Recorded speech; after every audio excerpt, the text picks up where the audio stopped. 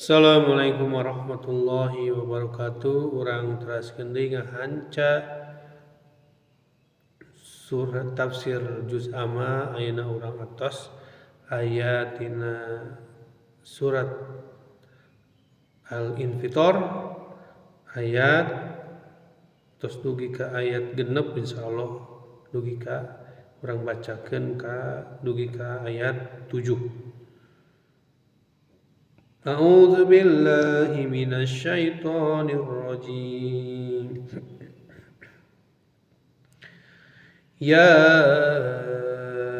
أيها الإنسان ما غرك بربك الكريم الذي خلق فسواك فعدلك في أي سورة ما شاء ركبك.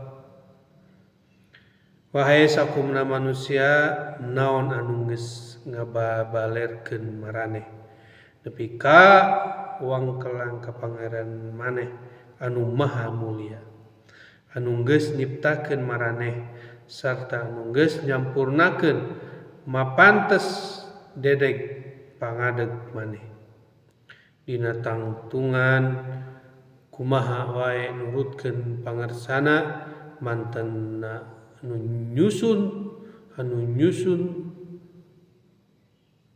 nyusun dedeg pangadeg maneh. Ayat kagenep nepi ka 8 panggeuing pikeun sakumna manusia nu hese diajak bener. Dina hadis Ibnu Abi Hatim anu katampi ti sahabat Ikrimah ngajentrekeun yen ayat kagenep turun dialamatkeun ka Al-Walid bin Mughirah nu hese diajak iman ka Allah Subhanahu wa taala. Ya ayyuhal insanu wahai sakumna manusia ma ghoraka naon nu matak ngabangbalerkeun maraneh bi rabbika nepi wani ngarumpak larangan pangeran maneh Al-Karim anu maha mulia allazi khalaqaka nu geus nyiptakeun maneh tina eueuh jadi aya fasawwaka terus mantena nyampurnakeun wujud maneh fa'adalaka nepi ka maneh mibanda dedeg pangadeg anu hade. Allah maha kawasa pikeun nyiptakeun maraneh fi ayyi suratin dina bentuk jeung tangtungan kumaha wae masya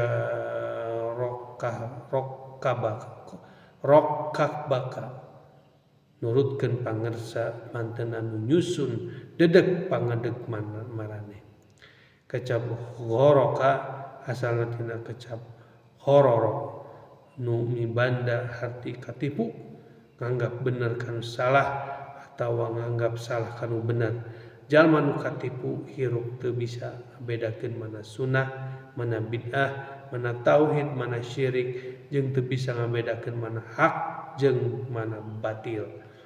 Lamun ayat kagenep nepi ka ayat 8 di luhur minangka tebih pangjejeh keur jelema nu hese diajak eling maka ayat ka-8 nepi ka ayat 12 ngelingan yen setiap ucap jeung lampah bakal dipenta tanggung jawabana dina poe wawales. Sakitu wae urang ngabahas surat Al-Infitor karya Ustaz Uus Suhendar. Qul qouli hadza astaghfirullahi wa lakum. Assalamualaikum warahmatullahi wabarakatuh.